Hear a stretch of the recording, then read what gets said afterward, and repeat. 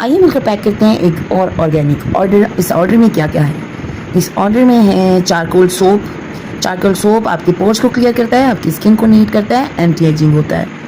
जनाब ये गया नीम सोप। नीम के बेनिफिट्स आप जानते हैं, आपको एक्ने से बचाता है, आपकी स्किन की फाइन लाइंस क्लियर करता है और आपको अच्छा कर देता है।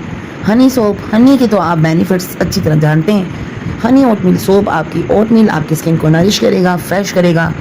साथ ही इसके अंदर जा रहा है सैंडलवुड, सैंडल चंदन, तो आपको गुलाब जैसा खूबसूरत बना देगा।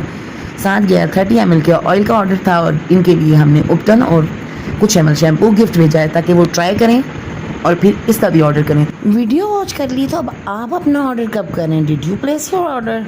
क्यों आपने गुलाब जैसा खूबसूरत, गुलाब और चांद जैसा प्यारा नहीं होना? तो होना है तो ग्रैब योर्स ना, प्लेस योर ऑर्डर।